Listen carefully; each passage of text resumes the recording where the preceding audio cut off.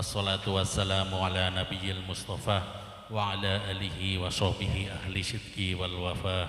Asyhadu an la ilaha illallah wahdahu la syarika lah wa asyhadu anna sayyidana wa maulana Muhammadan abduhu wa rasuluh. Allahumma salli wa sallim wa barik ala sayyidina Muhammadin wa ala alihi wa sahbihi ajma'in. Bapak Ibu yang dimuliakan Allah, puji syukur alhamdulillah pada malam hari ini kita masih senantiasa diberikan kesehatan, sehingga insya Allah dengan nikmat sehat itulah kita bisa mengikuti kajian Al-Quran pada malam hari ini. Seperti biasa, sebelum kajian mulai, marilah taklim kita ini kita buka bersama-sama dengan membaca suratul Fatihah. Ala hadihin niyah wa kulli niyatin sholihah. Al-Fatihah. A'udzu billahi minasyaitonir rajim. Bismillahirrahmanirrahim.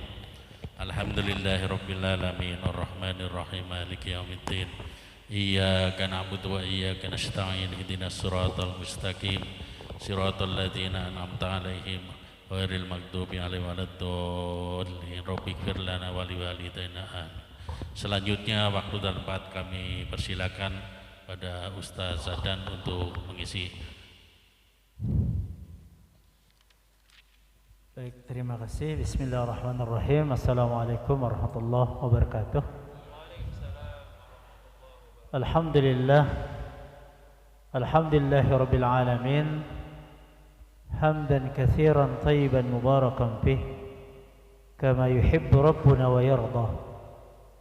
Asyhadu an la ilaha illallah wahdahu la syarika lah. Lahul mulku wa lahul hamdu wa huwa ala kulli syai'in qadir. وأشهد أن سيدنا محمدا عبده ورسوله لا نبي بعده الذي لا ينطق عن الهوى إن هو إلا وحي يوحى. اللهم صل وسلم وبارك على سيدنا محمد وعلى آله وأصحابه وأنصاره وجنوده ومن دعا بدعوته إلى يوم الدين. أما بعد، فقد قال الله سبحانه وتعالى في القرآن الكريم: أعوذ بالله من الشيطان الرجيم. بسم الله الرحمن الرحيم. يا أيها الذين آمنوا اتقوا الله حق تقاته ولا تموتن إلا وأنتم مسلمون. وقال أيضا: يا أيها الذين آمنوا إذا قيل لكم تفسحوا في المجالس فافسحوا يفسح الله لكم وإذا قيل انسزوا فانسزوا يرفع الله الذين آمنوا منكم والذين أوتوا العلم درجات والله بما تعملون خبير. صدق الله العظيم. Bapak Ibu jamaah salat Isya Musalla Al-Mustaqim yang insyaallah dimuliakan Allah Subhanahu wa taala. Alhamdulillah, bersyukur kita kepada Allah pada malam ini di pekan pertama di bulan September. Alhamdulillah kita kembali dipertemukan oleh Allah dalam kebaikan. Semoga kegiatan aktivitas ibadah yang kita jalankan, salat Isya berjamaah, kemudian dilanjutkan dengan kajian tafsir surah Al-Baqarah, yang pertemuan sebelumnya kita sampai di ayat 3 dan insya Allah kita akan lanjutkan di ayat 4 dan ayat-ayat berikutnya. Harapan kita semoga apa yang kita lakukan, sholat yang kita jalankan, taklim yang kita hadiri, semuanya Allah terima, Allah catat sebagai bagian dari amal soleh kita semua, yang mudah-mudahan bisa memberatkan kebaikan kita nanti pada hari kiamat. Amin ya rabbal alamin. Salawat dan salam kita sampaikan kepada Rasulullah Muhammad sallallahu alaihi wasallam.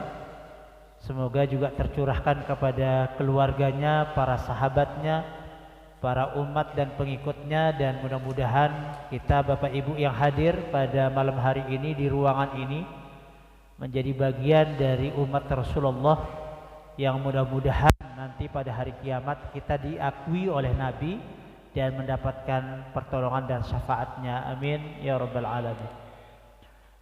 Kita sama-sama membaca surah Al-Baqarah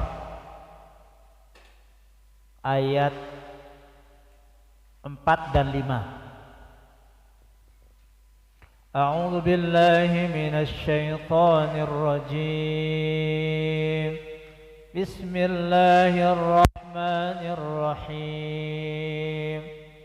Walladzina yu'minuna bima unzila ilaika wa ma unzila min qablik wa bil akhirati hum yuqinun. Ulaika ala hudan min rabbihim wa ulaika humul muflihun. Sadaqallahul azim. Baik Bapak Ibu, sebelum kita lanjut pembahasan di ayat 4, kita kembali melihat di ayat sebelumnya, di ayat 3, di mana pada ayat 3 ini penjelasan dari sifat orang-orang yang bertakwa, ya. Yang mana orang yang akan mendapatkan petunjuk, hidayah, bimbingan dari Al-Quran yang Allah turunkan adalah orang-orang yang bertakwa. Hudan lil muttaqin, petunjuk bagi orang-orang yang bertakwa. Nah, siapa orang yang bertakwa itu dijelaskan oleh Allah di ayat ketiganya, alladzina yu'minuna bil ghaibi, yaitu orang-orang yang senantiasa beriman, terus menerus beriman dengan hal-hal yang sifatnya gaib, beriman kepada perkara-perkara yang gaib. Gaib itu sesuatu yang tidak terlihat, ya. Walaupun tidak terlihat tapi diyakini, dibenarkan, ya. Seperti misalnya Allah itu termasuk yang gaib, ya, tidak terlihat. Maka orang-orang yang bertakwa adalah orang-orang yang selalu meyakini adanya Allah, ya. Begitu pula dengan malaikat. Malaikat tidak terlihat, tetapi kita yakini bahwa malaikat itu adalah makhluk yang diciptakan oleh Allah, yang kemudian oleh Allah diberikan tugas, ya, kepada mereka. Dan malaikat ini memiliki karakter makhluk yang senantiasa taat kepada Allah, tidak pernah bermaksiat. La ya'sunallaha ma amarahum wa yaf'aluna ma yu'marun. Tidak pernah bermaksiat kepada Allah dan selalu menjalankan apa yang diperintahkan. Itu malaikat. Walaupun tidak kita lihat, tidak kita, ya, bisa tangkap dengan panca indera, tetapi kita punya keyakinan, kita imani adanya malaikat. Begitu pula dengan yang lain, surga, neraka, ya, adanya nikmat kubur, siksa kubur, termasuk juga jin, setan.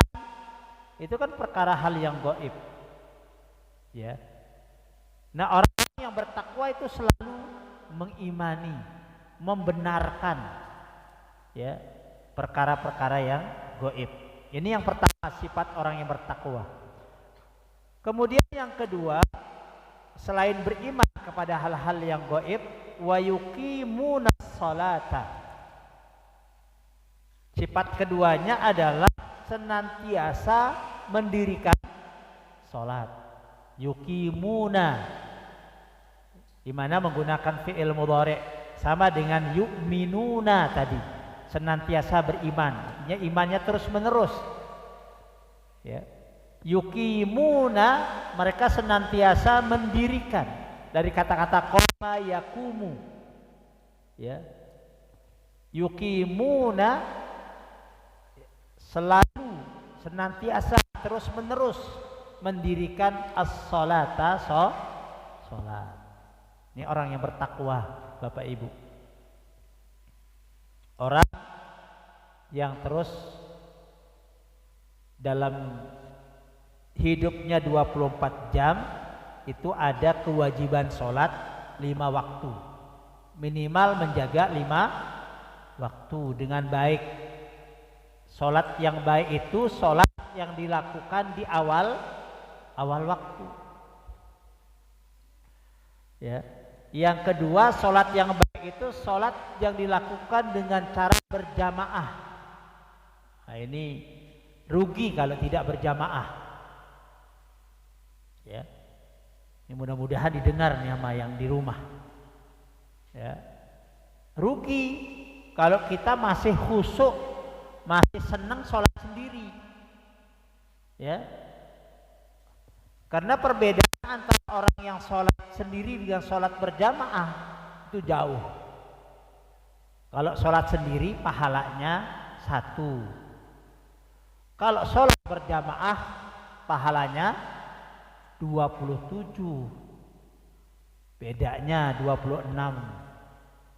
Kalau sholat sendiri itu anak tangga yang dinaikin cuma 1. Udah stop di situ tuh, nggak boleh ke lanjut. Tapi kalau sholat berjamaah ada 27 anak tangga dinaikin, itu baru 1 sholat. Sholat subuh misalnya, yang sholat sendiri 1 tangga, yang sholat berjamaah 27 tangga, itu sholat subuh doang. Tinggalan banyak itu. Ya.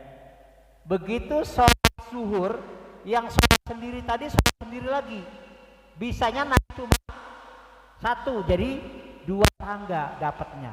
Yang sholat berjamaah tambah lagi 27, udah berapa itu?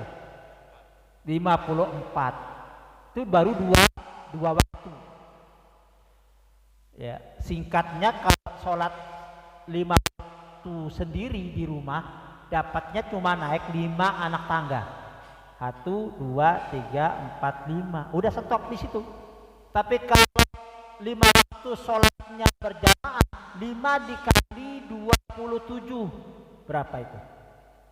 Jangan banyak, coba di ini. Coba dihitung, ada HP.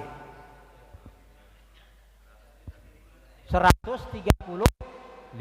Coba bayangkan, itu bedanya, itu baru 1 hari. Ya. Yang sholat sendirinya cuma 5 tangga, yang sholat berjamaah 5 waktu 135. Itu kelihatan itu kalau dilihat begini.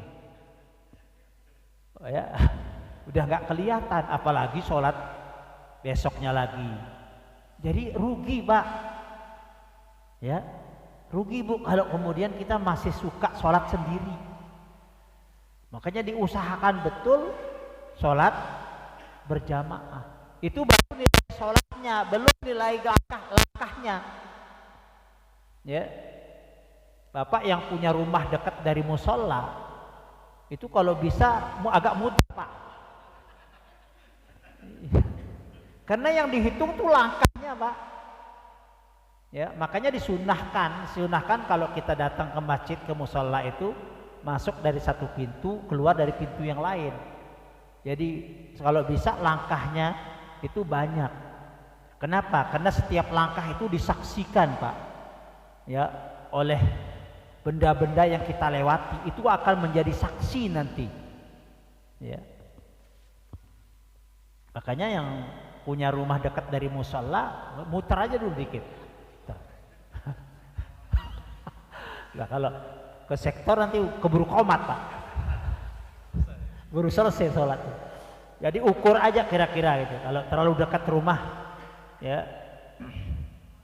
Makanya ketika sahabat tuh mengeluh dengan jauhnya rumah, boleh nggak pindah dekat masjid? Kata Nabi, udah biarin, rumah jauh dari masjid, dari musola. Kenapa? Karena langkahnya, satu langkah itu dua kebaikan. Satu dihapusin dosa, yang kedua diangkat kemuliaan. Tuh luar biasa. Ya.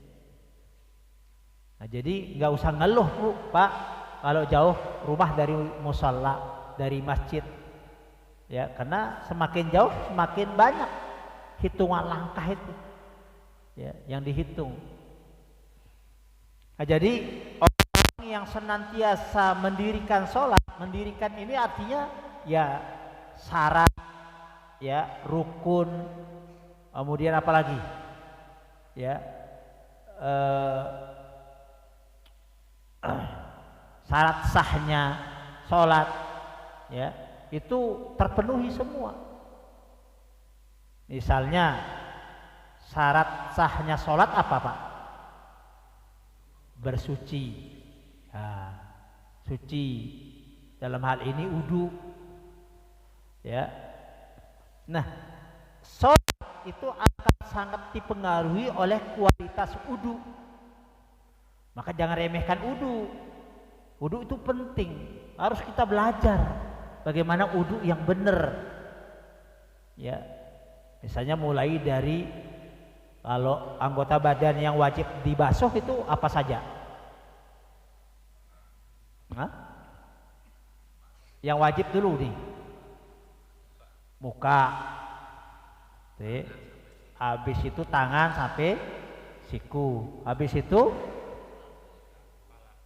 rambut pak kepala, nah, kepala bukan rambut, kepala, ya, iya. Ada orang nggak punya rambut Pak, iya, kalau rambut susah, ya. Jadi kepala yang betul, usap kepala, baru kemudian kaki. Nah itu yang wajib dibasuh, tapi banyak yang sunnahnya, ya lakukan juga yang sunnah. Kecuali kalau dalam keadaan darurat, misalnya dalam perjalanan nggak punya air, ya. Jadi yang dibasuh yang wajib-wajibnya aja. Kita bisa wudu dengan segelas air ini, ya, asalkan tahu caranya. Gitu. Ya kalau nggak tahu caranya ntar lah muka aja habis itu, nggak cukup, ya. Nah, yang wajib. Tapi kalau memang waktunya tidak darurat, ya bisa dengan sunnahnya juga, istinsaknya, pemumurnya, ya, matmadhah namanya, kemudian basuh apa yang lain. Nah harus sempurna itu, muka harus kita tahu batasannya mana, tangan sampai mana tuh. Karena itu penting, mempengaruhi kualitas sholat. Nah kemudian kita harus tahu rukun-rukun sholat, apa saja rukun sholat itu, termasuk yang pernah saya sampaikan, tumak ninah. Jangan lupa, tumak ninah itu berhenti sejenak di antara dua gerakan. Jadi jangan langsung belum rukuknya belum sempurna sudah main i'tidal aja. I'tidalnya belum betul-betul berdiri tegak menghadap kiblat, sudah turun ke sujud. Sujud baru naruh apa namanya, kening doang, ya. Nah itu tidak ada tumak ninah. Kalau tidak ada tumak ninah berarti kurang rukunnya. Kalau kurang rukunnya tidak sah sholatnya. Nah, gitu Pak. Ya, ini sholat ini penting, ini harus ditanamkan betul ke anak-anak kita. Ya, sebagaimana yang pernah saya sampaikan dalam pertemuan sebelumnya, ini realita Bapak Ibu.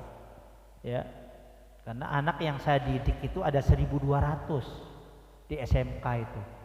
Dan anak SMK itu udah balik semua, remaja, ya.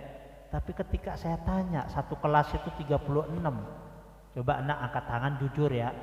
Tadi siapa yang sholat subuh? Lah 1 orang doang angkat tangan. Bener ini, 1 orang. Itu yang jurusan mekanik, jurusan TKR. Tuh, kalau yang ada jurusan kimianya kan ada ceweknya. Agak mending itu, ada sampai 9 orang. Itu aja udah mending Pak, 9 orang dari 36. Ini problemnya ya. Jadi dengan mudahnya, dengan gampangnya anak-anak kita itu meninggalkan sholat ya. Kenapa? Karena penanaman nilai sholat itu yang kurang ya. Makanya ini yang saya benahi betul di SMK ya. Kebetulan saya sebagai wakil kepala sekolah bidang kesiswaan itu ya, saya ingin memulai dari sholat itu. Untuk memajukan sekolah dari sholat dulu. Lah saya dengan anak-anak tuh kejar-kejaran Pak. Kalau mau sholat asar tuh Pak Haji, saya kejar-kejaran ke kantin ke ini, mereka ngumpet-ngumpet, nggak mau sholat. Ya, realitanya seperti itu. Kesadaran anak tentang kewajiban sholat tuh jauh sekali. Ya. Nah jadi orang yang selalu mendirikan sholat ya, ini adalah ciri dari orang-orang yang bertakwa. Nah kemudian yang berikutnya ini belum kita bahas ya, baru sampai sholat kemarin. Wa mimma, dan dari apa-apa yang rozakna, kami rezekikan, kami berikan mereka, yunfikun, mereka berinfak. Nah ini ciri ketiga. Tadi yang pertama apa? Iman kepada hal yang gaib. Yang kedua, mendirikan sholat. Yang ketiga, bersedekah atau berinfak. Ini ciri orang yang bertakwa. Ya. Wa mimma razaqnahum yunfikun. Walihada sabata fi sahihain an Ibnu Umar radhiyallahu anhuma anna Rasulullah sallallahu alaihi wasallam qala buniyal Islamu ala khamsin. Ya, dari Ibnu Umar ya, bahwasanya Rasulullah bersabda Islam itu dibangun atas 5 pondasi. Syahadatu an la ilaha illallah wa anna Muhammadar Rasulullah. Ini pondasi pertamanya. Islam itu dibangun di atas syahadat. Syahadat tauhid, syahadat Rasul. Kemudian yang kedua, wa iqamis shalah, mendirikan salat. Ini pondasi kedua. Wa ita'iz zakah, menunaikan zakat. Nah, tadi wa mimma razaqnahum yunfikun. Infak di sini yang dimaksudkan adalah zakat. Kemudian wa shaumi Ramadan. Ini pondasi yang keempat, yaitu puasa Ramadan. Dan yang terakhir wa hajjil bait, yaitu dia berhaji ke Baitullah. Ini pondasi ya. Mesti harus kokoh yang 5 ini biar bangunannya ya kuat. Jangan sampai ada yang ya pondasinya retak atau apalagi roboh ya. Jadi wa mimma razaqnahum yunfikun, ya, dari apa yang kami rezekikan kata Allah mereka infakkan. Yunfikun di sini juga menggunakan fi'il mudhari'. Artinya infak itu tidak sekali 2 kali, selalu. Zakatnya itu tidak hanya sekali, tapi tiap tahun dia berzakat. Nah, ini. Jadi ada infak wajib, yaitu berupa zakat, ada infak sunnah berupa sedekah. Nah, orang yang gemar bersedekah itu ciri orang bertakwa, Pak. Ya. Jadi kalau Bapak Ibu yang hadir ini sedang bersedekah, berarti ada benih ketakwaan dalam dirinya. Tapi kalau pelit, nah ini ya, jangan-jangan memang nggak ada benih takwa di situ. Ya. Jadi gemar bersedekah, gemar berinfak, ya. Dan orang yang bertakwa itu kalau sedekah itu tidak hanya pada saat lapang, pada saat banyak duit, Orang yang bertakwa itu dia bisa bersedekah pada saat banyak uangnya ataupun pada saat sempit. Ya. Di kantong cuma 1 lembar doang, selembar warna merah. Datang orang minta tolong, persis lagi yang diminta. Ya, tolong dong pinjamin 100. Orang bertakwa itu akan bisa memberi. Walaupun sebetulnya dia pun butuh. Itu kalau orang yang bertakwa. Ya. Ini kata Allah, ini bukan kata saya. Ya. Bisa buka surah Ali Imran ayat 134.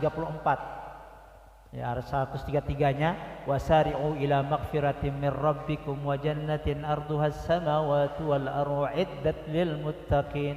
Dan bersegeralah kalian menuju ampunan Tuhanmu dan menuju surga yang seluas langit dan bumi yang disediakan untuk orang-orang yang bertakwa. Siapa orang yang bertakwa? Alladzina yunfikuna fis sarra'i wad dharra. Orang yang bertakwa itu cirinya menurut ayat Ali Imran ini, ayat 134-nya adalah orang-orang yang bisa berinfak baik dalam keadaan lapang maupun sempit. Baik dalam keadaan dia punya uang atau tidak punya uang, dia bisa bersedekah. Ya. Kalau orang hanya bisa bersedekah pada saat punya, itu wajar, Pak. Itu biasa itu. Baru habis gajinya 15 juta. Ngasih kemudian 100.000, wajar banget itu. Bukan sesuatu yang luar biasa. Yang luar biasanya kalau ya gajian tapi minus. Biasa di luar.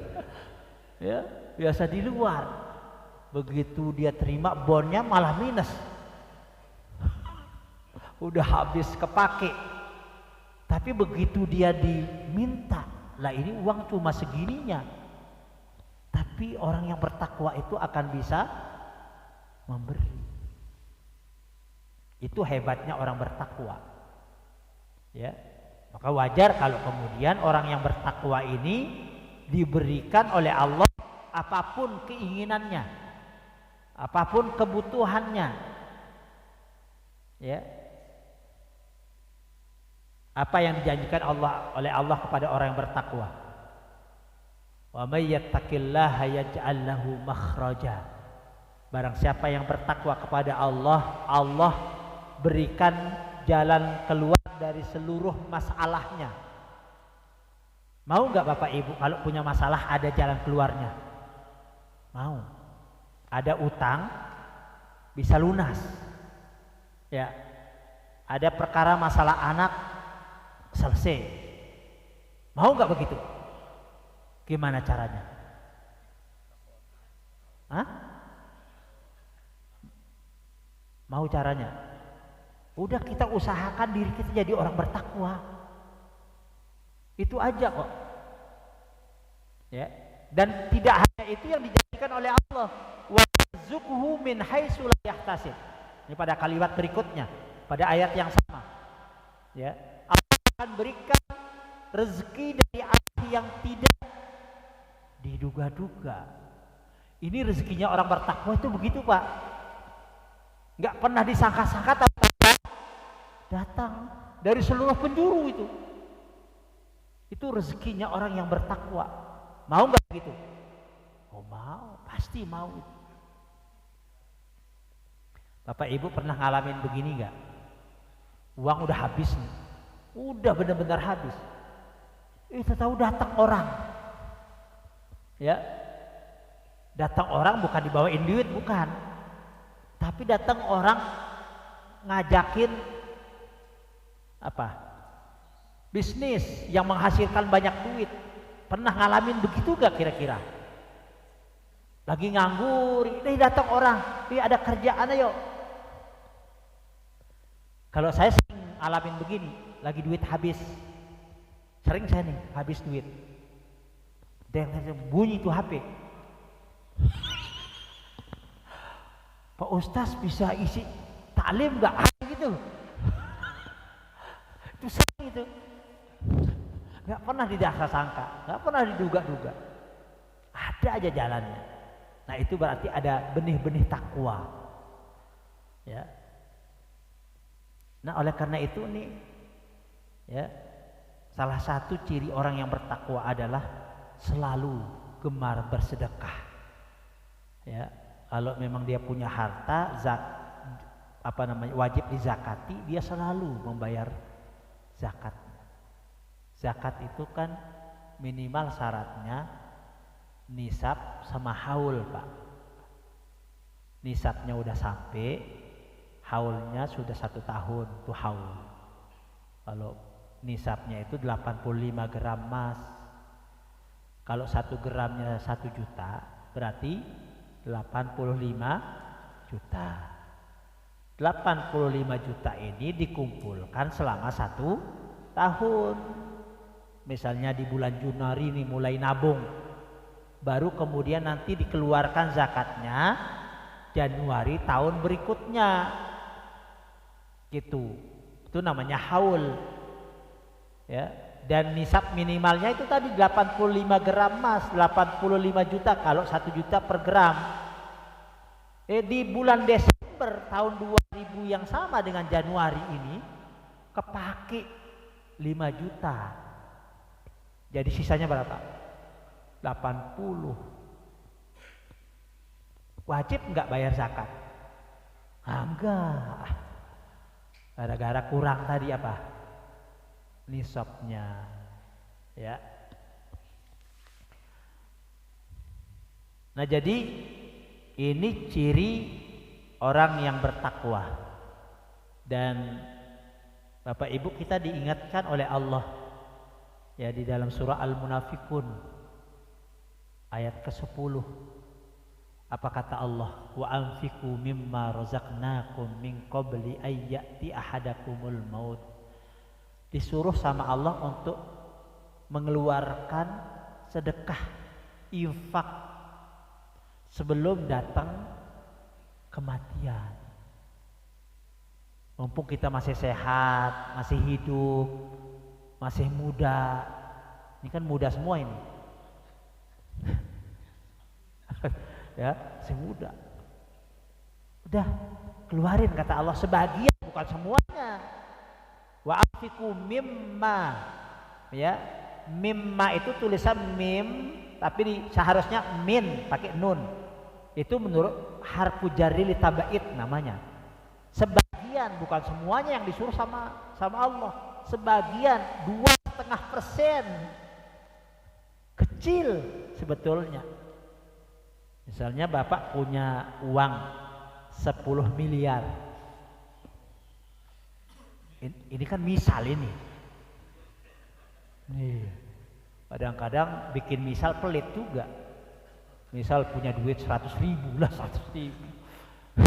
10 M. Kalau 10 M berapa? 2,5%-nya. 20? Oh, 250 juta. Kecil dari 10 miliar tadi. Cuma 2,5% yang diminta sama Allah. Bukan 10%, bukan 15%, bukan separuhnya. 2,5 doang.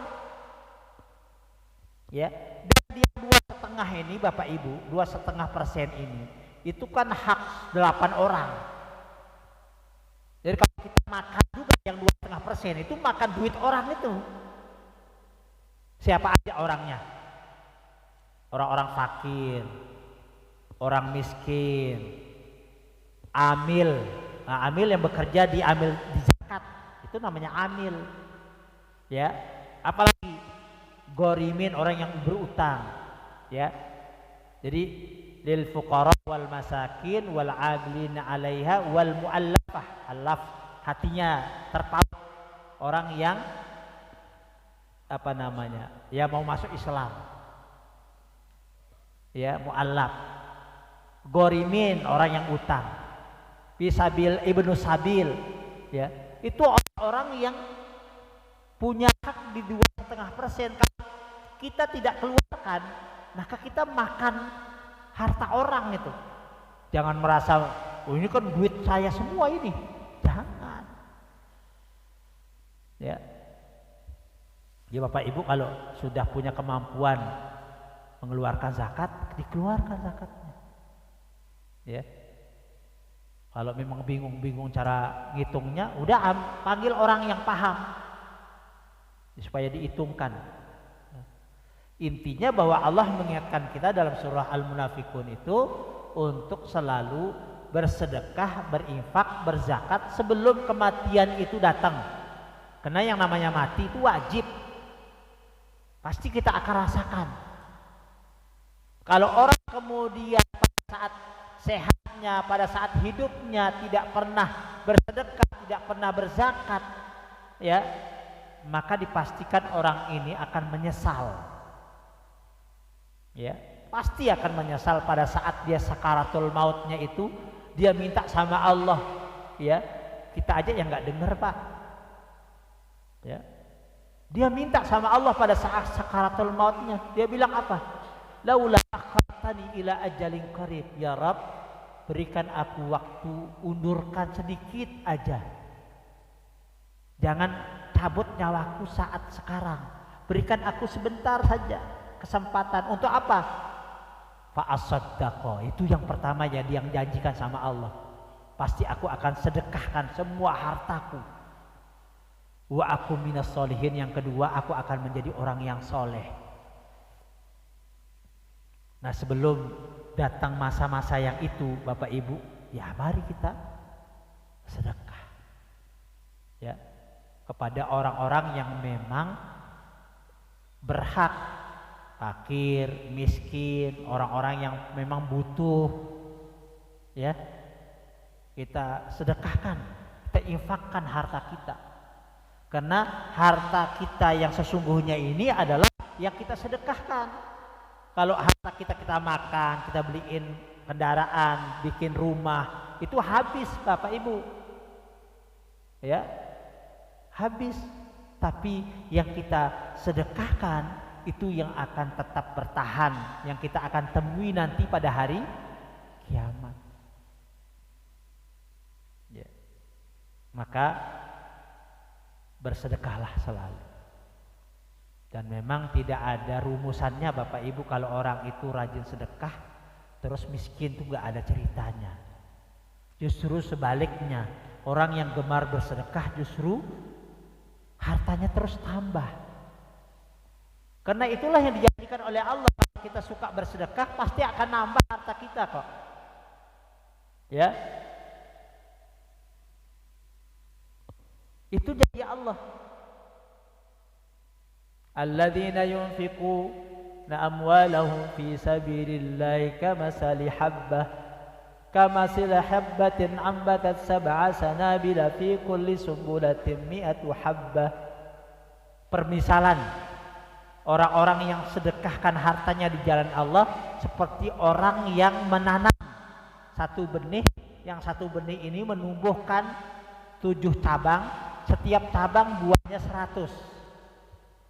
Jadi satu benih itu menghasilkan 700 buah. Kalau kita bersedekah 1, maka Allah akan ganti 700. Kalau kita berikan orang 1000, maka Allah akan ganti berapa? 700.000. Tuh. Ya, jadi nggak ada ceritanya orang yang gemar bersedekah itu miskin.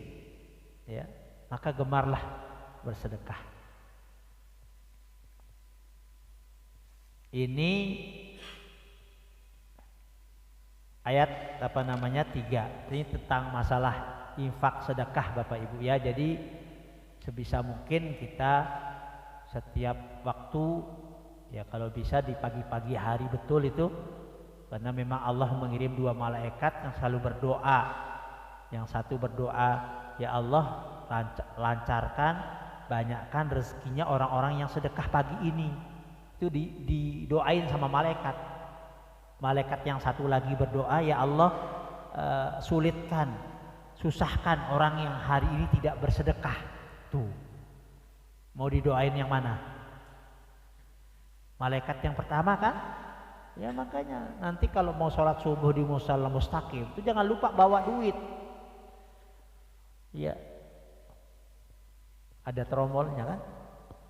Nah itu. Ya. Belajar. Ya berapalah. Mau berapa aja kantongin. Biar termasuk orang yang memang didoakan yang baik sama malaikat tadi. Kemudian Bapak Ibu, sedekah yang paling baik itu yang kita berikan ke anak yatim, orang miskin, ya, yang kita berikan kepada ibnu sabil, yang kita berikan kepada keluarga. Maka yang terbaik itu yang diberikan ke keluarga. Itu Bapak Ibu, sedekah yang baik itu sedekah yang diberikan kepada keluarga. Makanya jangan pelit sama keluarga. Sebagai suami jangan pelit sama istri. Ya Bu ya.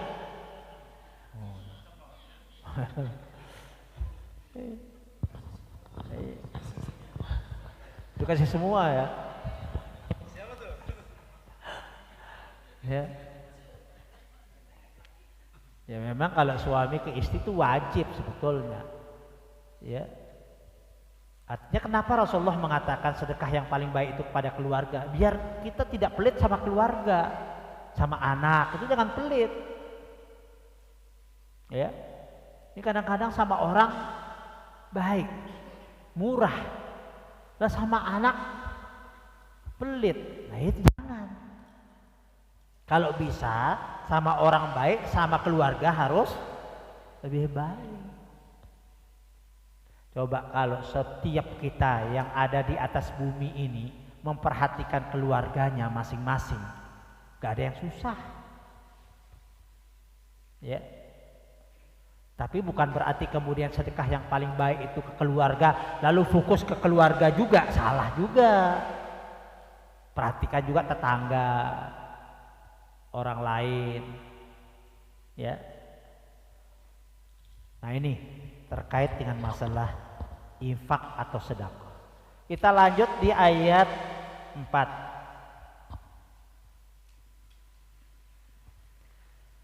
Ini masih berbicara tentang ciri orang yang bertakwa.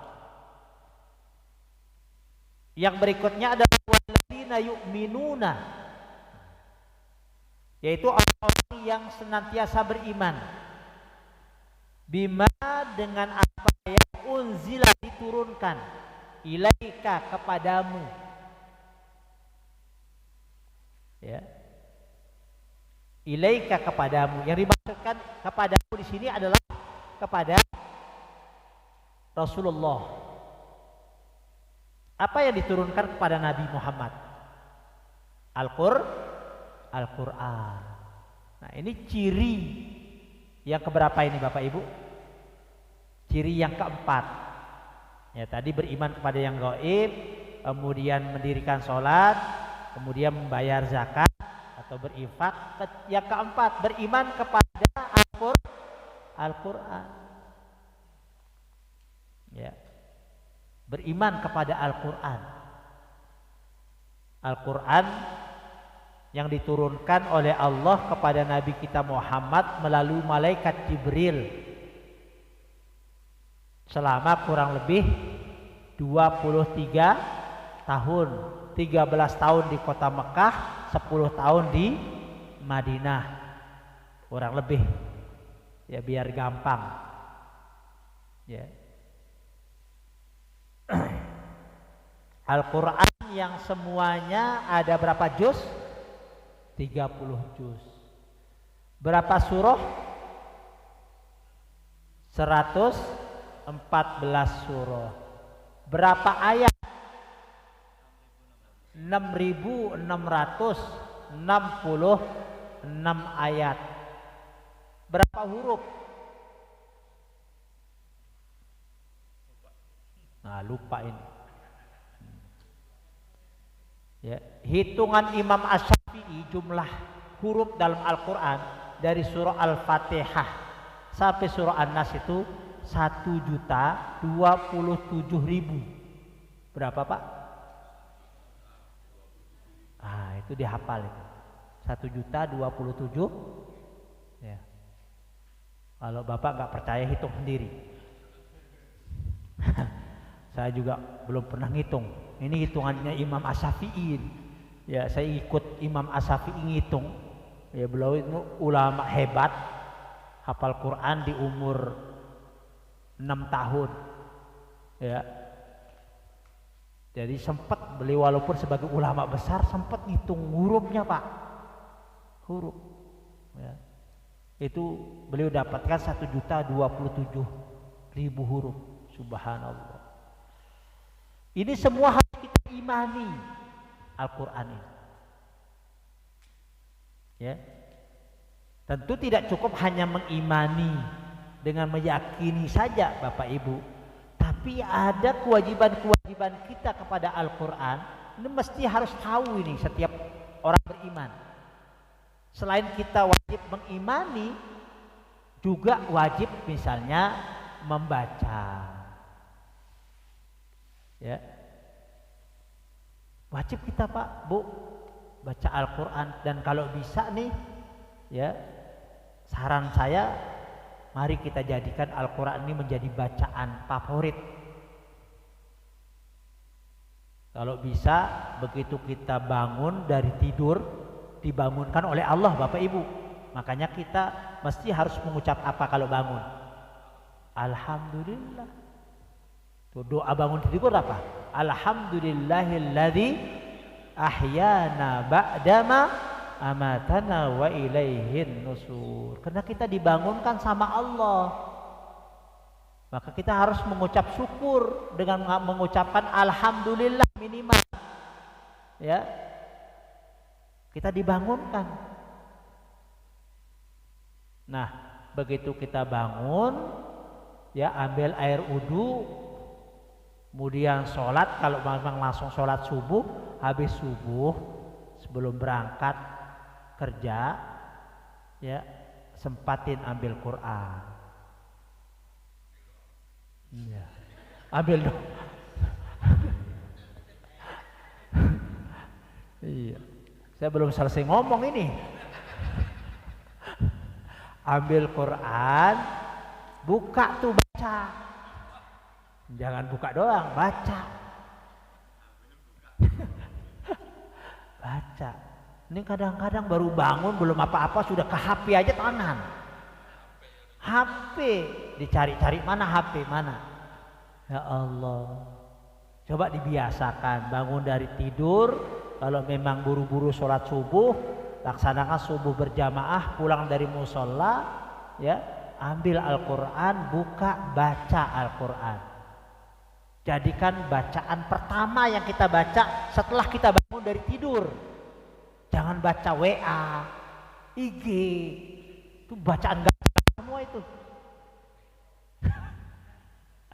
Tapi kalau yang kita baca Quran Bapak Ibu, subhanallah, ya, satu-satunya bacaan yang langsung diberikan pahala itu hanya Al-Quran. Ya, hanya satu-satunya Al-Quran, bacaan yang kita baca yang langsung mendapat pahala hanya Al-Quran. Dan pahala yang dijanjikan oleh Allah kepada yang membaca Al-Quran itu bukan per ayatnya, bukan per halamannya, bukan per surahnya, tapi per hurufnya. Ini yang luar biasa. Bangun buka, kebetulan Al-Baqarah, alif lam mim, berapa pahalanya? Satu huruf itu kebaikannya satu, tapi dilipat ganda jadi 10. Kata Nabi apa? Man qara'a harfan min kitabillah falahu hasanah. Barang siapa yang membaca satu huruf dari Al-Quran, maka dia mendapatkan kebaikan. Wal hasanatu bi asyri amsalha, dan satu kebaikan itu dilipat jadi 10. Jadi satu huruf diberi pahala 10. La aqulu alif lam mim harfun, kata Nabi. Aku tidak katakan alif lam mim itu satu huruf. Bal alifun harfun wa lamun harfun wa mimun harfun. Akan tetapi alifnya satu, lamnya satu, mimnya. Jadi berapa huruf? Berarti berapa pahalanya? 30. Subhanallah. alif lam mimnya doang tuh. Ya. Apalagi kalau yang dibacanya 1 juz sehari. 1 juz itu 20 halaman. Ya, 10 lembar. 10 lembar 20 halaman. Kalau memang bisa sekali duduk, ya, kalau baca Al-Quran secara tartil Bapak Ibu, itu hanya butuh waktu 30 sampai 35 menit. Kalau baca tartil, ya, jadi nggak lama sebetulnya. Makanya ini sekali lagi mudah-mudahan Allah jaga niat saya. Tidak riak, ya, tidak sum'ah, tidak ujub. Saya ingin berbagi saja sama Bapak Ibu yang hadir malam ini. Dan ini saya yang saya biasakan sehabis sholat subuh. Saya tidak baca yang lain, saya langsung baca Al-Quran. Dan saya baca itu 1 kali duduk saya 1 juz. Baru saya berangkat kerja.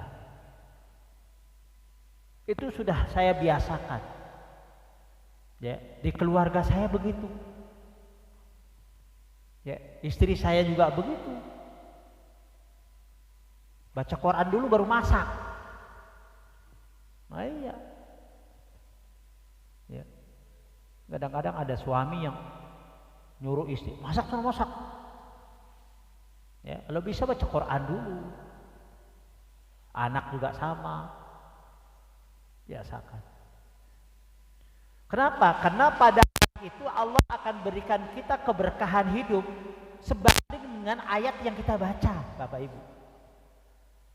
Sebanding dengan berapa banyak ayat-ayat dalam Al-Quran yang kita baca.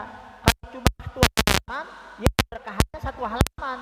Tapi kalau kita baca 20 halaman, maka keberkahannya dalam hidup kita pada hari itu 20 halaman berkah. Jangan jauh dari Al-Quran. Ya. Tidak ada ruginya Bapak Ibu kalau kita baca Quran. Apa kata Nabi? Iqra'ul Qur'ana, bacalah oleh kalian Al-Quran. Fa innahu ya'ti yaumal qiyamati syafi'an li ashabih. Sesungguhnya Al-Quran yang dibaca itu nanti akan datang pada hari kiamat menjadi penolong. Tuh. Yang akan nolong kita itu Al-Quran. Al-Quran yang kita baca. Dia hadir menjadi penolong nanti pada saat kita butuh pertolongan. Ya. Enggak ada tuh hadisnya. Ya. Bacalah WA. Nanti WA akan datang pada hari kiamat menjadi penolong. Enggak ada. Ya. Jadi yang ada itu kata Nabi, Iqra'ul Qur'ana. Iqra'u itu pakai jamak itu. Bacalah oleh kalian semuanya. Perintah itu untuk banyak orang Bapak Ibu, bukan untuk 1-2 orang. Tapi untuk Iqra'u itu menunjukkan jamak. Baca oleh kalian Quran. Quran itu akan datang pada hari kiamat menjadi penolong. Jadi harus termotivasi nih, bacaan nih. Sempatin. Oh Pak Ustaz, saya nggak bisa 1 kali duduk 1 juz. Gimana caranya biar bisa 1 juz sehari? Nih caranya. Tadi saya sampaikan halaman Al-Quran itu 1 juz 20 halaman. Caranya begini, habis subuh baca 4 halaman. 4 halaman itu 2 lembar. Ini 2 lembar nih. Ya, cuma 2 lembar Al-Quran habis subuh. Nanti habis sholat zuhur baca lagi 2 lembar. Jadi berapa halaman? 8. Asar baca 2 lembar. Berapa halaman? 12. Maghrib baca 2 lembar. Berapa? 16. Isya baca 2 lembar jadi 20. Udah pas 1 juz. Itu caranya kalau memang tidak bisa sekali duduk 1 juz. Karena mungkin bacaannya masih ya belum tartil. Iya, lama. Gitu caranya. Ya, atau mau dibagi dua, misalnya setengahnya waktu subuh, setengahnya nanti pulang kerja, bisa. Tapi usahakan kalau bisa baca Quran itu sehari 1 juz. Biar apa? Biar dalam 1 bulan itu kita khatam nih. Khatam sekali dalam 1 bulan. Nah, ini setahun sekali. Nah, sekali juga enggak tuh. Itu pengalaman itu. Ya. Saya sih mengajak aja jamaah nih. Ya. Gitu, Pak. Apalagi ya banyak waktu. Walaupun sibuk, tapi kalau kita ini, Pak, kalau kita sibuk dengan Al-Quran, kesibukan dunia itu akan ringan, akan diringankan sama Allah itu. Ini kadang-kadang ibu-ibu ya, kalau saya ajak untuk apa banyakin baca Quran, Pak Ustaz nggak punya waktu. Ya, di bulan puasa Bapak Ibu, ini lagi-lagi saya tahadus bi nikmah ini. Saya di bulan puasa itu sehari saya baca 10 juz, Pak. Sehari. Maka dalam 1 bulan Ramadan itu saya khatam 10 kali khatam. Karena sehari itu 10 juz. Sementara waktu jadwal saya ceramah itu enggak ada liburnya. Ya. Semalam itu bisa 3 tempat, bisa 4, bahkan ada 5 tempat saya ceramah semalam. Itu. Tapi alhamdulillah saya bisa baca selalu 10 juz sehari. Ternyata memang benar dengan kita sibuk dengan Al-Quran, perkara-perkara yang lain itu mudah. Ya. Makanya nggak benar itu kalau ada ibu-ibu itu bilang, Pak Ustaz saya kalau belum baca Quran aja udah sibuk, tambah lagi sibuk sama Al-Quran, berantakan itu rumah. Belum nyucinya, belum gosoknya, belum masaknya. Itu alasannya. Cuma saya bilang, Bu, coba praktekin, sibukin dengan Al-Quran. Ini ibu ini termasuk ibu Musalla Mustaqim ini. Coba sibukin. Urusan-urusan yang namanya nyuci, gosok tuh selesai itu. Gampang kok. Apalagi kalau di samping rumah ada laundry. Ya Pak Haji, gampang, tinggal lempar doang, beres. Lah bapaknya masak dari mana bapaknya? Lah tapi nggak yakin sama ayat Allah yang mengatakan wa may yattaqillaha yaj'al lahu makhraja wa yarzuqhu min haitsu la yahtasib. Itu nggak percaya sama ayat. Siapa yang bertakwa kepada Allah berikan jalan keluar dari semua permasalahannya dan Allah beri rezeki dari apa yang tidak pernah disangka-sangka. Jadi gampang Bapak Ibu, kalau kita bertakwa rezeki itu akan datang. Ya, ya udah punya duit banyak, bagi-bagi orang. Gitu. Ini kadang-kadang duit banyak, kerjaan main kerja sendiri aja. Harusnya ya bagi sama orang yang memang buka laundry. Gitu. Ya. Insya Allah nggak susah, nggak ada waktu susah, nggak ada. Maka yang harus kita lakukan adalah bagaimana jadikan diri kita menjadi orang yang bertakwa, bagaimana menjadikan keluarga kita semuanya bertakwa. Itu yang harus dilakukan. Kalau sudah bertakwa, suami takwa, istri takwa, anak takwa, beres, beres. Apa yang jamin kok? Ya, yakin nggak Bapak Ibu? Kayaknya masih ragu aja ini. Masih ragu aja. Nggak boleh ragu sama ayat. Yakin, nggak hakul yakin harus begitu. Ya. Jam berapa ini? Hah? Oh, ini. Jangan malam-malam. Ya. Dikit-dikit aja. Ini baru setelah imam baca. Ya. Belum lagi nanti yang lain. Nah ini dalam pertemuan berikutnya kita bahas. Ya, biar nggak terlalu malam. Ya, walaupun seru tapi kalau malam juga enggak. Ya. Jadi kita batasin aja Bapak Ibu. Belum ini mungkin yang mau diskusi tanya jawab, ya silahkan ya sambil dimakan. Ini dari tadi nggak dimakan-makan.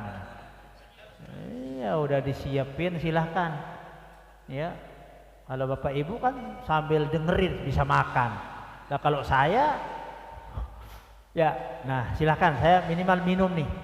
Ayo silakan yang mau Bu sambil diskusi. dicicipin Bu.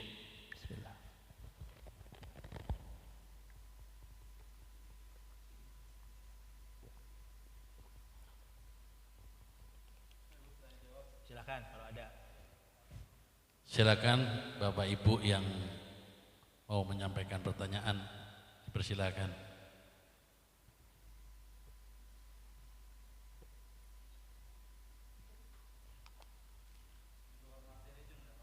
Ya silakan. Silakan di luar materi juga nggak apa-apa.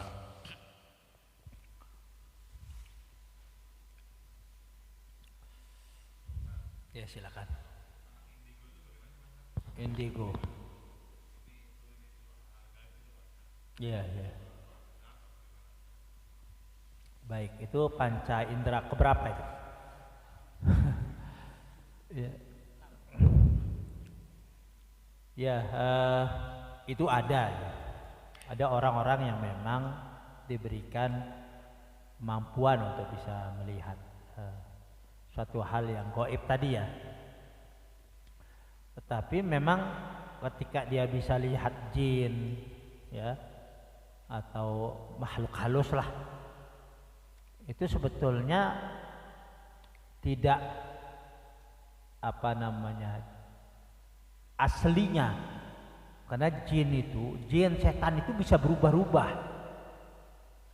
ya, beda dengan manusia.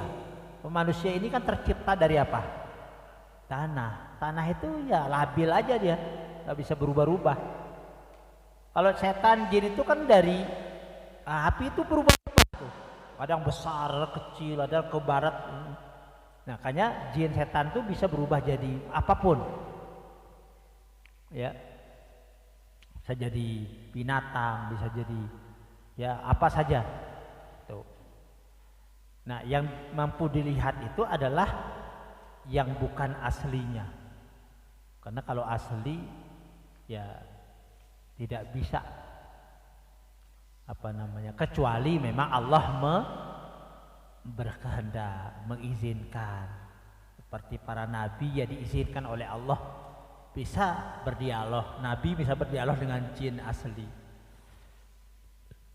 Itu orang-orang tertentu memang diberikan kemampuan untuk itu ya, tidak semua orang. Nah, apa kata Allah dalam surah Al-An'am itu ya? Kata Allah bahwa perkara-perkara gaib itu hanya bisa diketahui oleh Allah. Perkara-perkara hal-hal yang gaib ya, kuncinya ada sama Allah. Tidak ada yang tahu. Kalaupun kemudian ada orang yang ngaku bisa ini bisa itu, ya, nggak bisa juga langsung dipercaya ya. Karena nggak ada yang tahu kecuali hanya Allah, dan hanya yang diizinkan oleh Allah ya. Kalau diizinkan oleh Allah siapapun, tetapi kan juga pasti orang yang diizinkan sama Allah ini orang-orang tertentu, orang-orang yang memang dekat dengan Allah. Siapa itu? Ya para nabi, para rasul, para alim, ulama bisa ya. Kalau sesuatu yang terjadi pada diri Nabi, satu peristiwa yang luar biasa, itu namanya mukjizat. Kalau terjadi pada manusia biasa, orang alim, itu namanya karomah, bisa ya. Itu barangkali Pak terkait dengan tadi. Yang lain ada?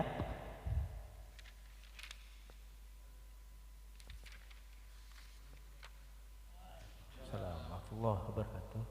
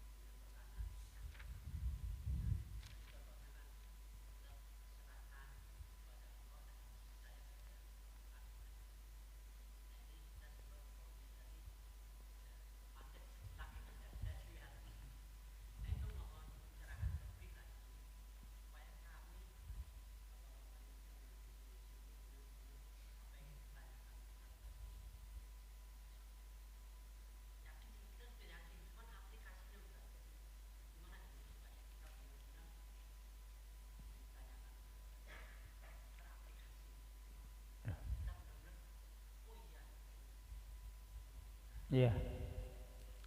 Baik, bagi orang beriman ya, ketika apapun yang datang dari Allah itu sikapnya harus dua.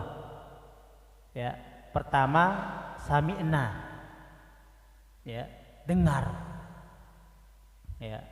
Yang kedua wa ata'na, kami taat, kami patuh, kami yakin. Jadi sesuatu yang datang dari Allah itu tidak boleh kemudian sedikit pun ragu. Gak boleh ada keraguan.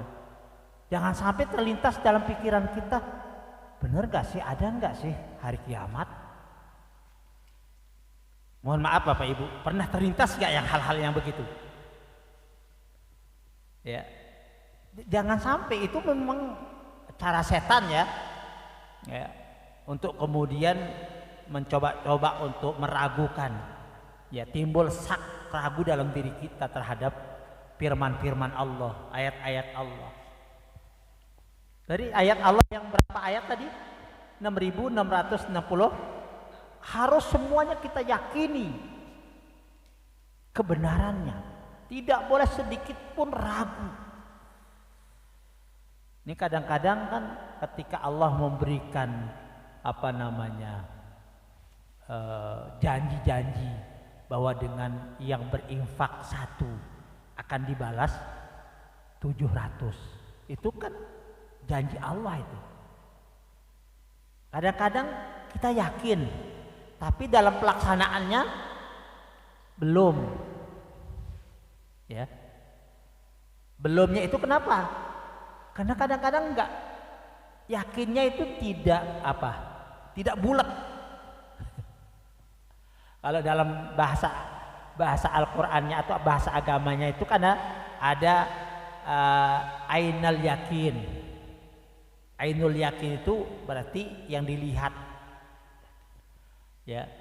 Ada yang hakul yakin. Nah, hakul yakin ini dalam ini. Itu. Bahkan yang tidak dilihatnya pun, yang goib pun, kalau memang itu ketetapan Allah, dia akan yakin. Surga kan enggak kita lihat nih surga. Neraka tapi kata Allah ada, surga ada. Harus kita imani, yakini, benerin. Itu.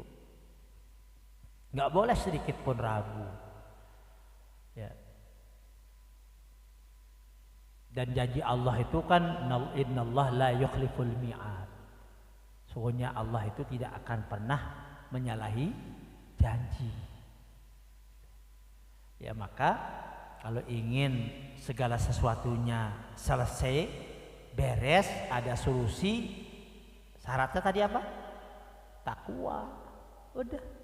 Jadikan diri kita menjadi orang yang bertakwa. Itu barangkali Pak RT ya. Oke. Barangkali kena waktu juga ini. Atau mungkin dari ibu-ibu satu ada nggak?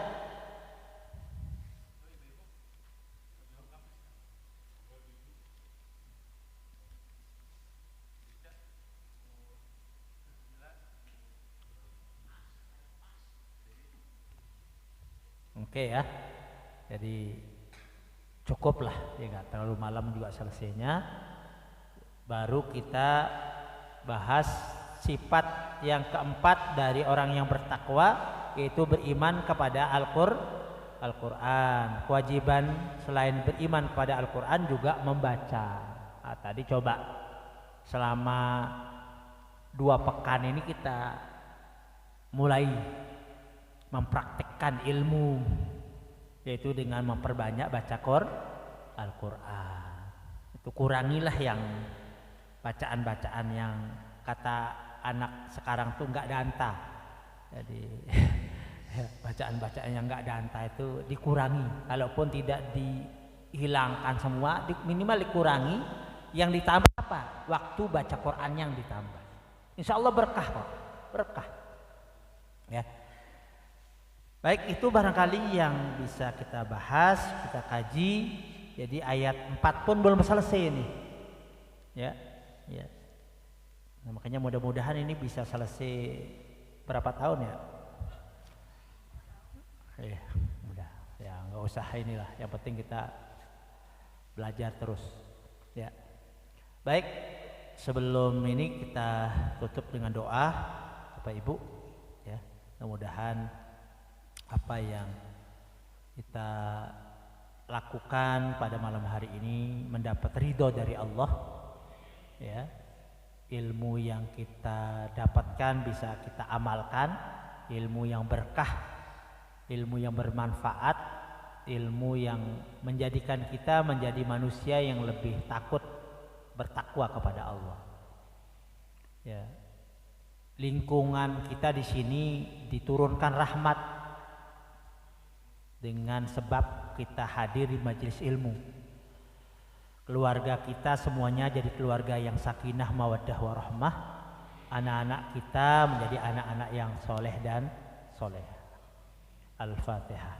A'udzubillahi minasyaitonir rajim. Bismillahirrahmanirrahim. Alhamdulillahi rabbil alamin arrahmanir rahim maliki yaumiddin iyyaka na'budu wa iyyaka nasta'in ihdinas siratal mustaqim صراط الذين أنعمت عليهم غير المغضوب عليهم ولا الضالين آمين استغفر الله العظيم أعوذ بالله من الشيطان الرجيم بسم الله الرحمن الرحيم الحمد لله رب العالمين اللهم صل على سيدنا محمد وعلى آل سيدنا محمد لا إله إلا أنت سبحانك إنا كنا من الظالمين ولا حول ولا قوة إلا بالله العلي العظيم اللهم اغفر لنا ذنوبنا ولوالدينا وارحمهما كما ربيانا صغيرا ولجميع المؤمنين والمؤمنات والمسلمين والمسلمات الأحياء منهم والأموات اللهم أعنا على ذكرك وشكرك وحسن عبادتك ربي أوزعني أن أشكر نعمتك التي أنعمت علي وعلى والدي وأن أعمل صالحا ترضى